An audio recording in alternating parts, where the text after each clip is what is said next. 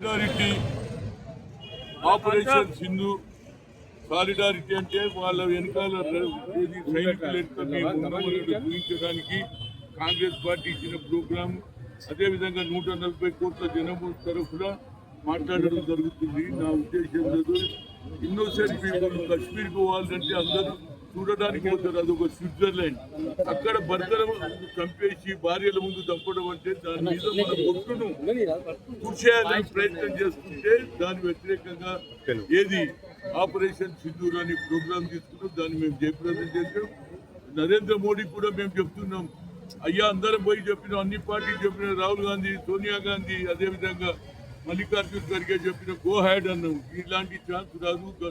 1971లో ఇలాంటి పని చేస్తే ఆనాడు ఇందిరాగాంధీ దీన్ని జయప్రదం చేసింది. వాళ్ళను పాకిస్తాన్ కు ఇచ్చింది. ఇది ఒక మరొకసారి 140 కోట్ల మంది మీద అటాక్ చేస్తే మా సైన్యం చాలా పవర్ఫుల్. అది మిలిటరీ అన్ని భాగాల వాళ్ళు ధైర్యంగా ఉన్నారు.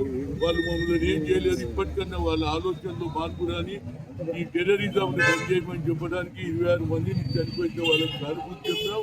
ఇక ముందు ఏ సంఘటన జరిగినా పాకిస్తాన్కే ఎక్కువ నష్టం జరుగుతుంది. వాళ్ళనే ఈ ఉగ్రవాదిని పక్కకు పెట్టేసి బతుకు తెరువు, అక్కడ ప్రజలు సెపరేట్ అయింది కనుక వాళ్ళ బతుకులు బాగు చేయాలని, వాళ్ళకు ఉద్యోగాలు ఇవ్వాలని, వారి ప్రవర్తనలో మార్పు రావాలని కోరుతుంది.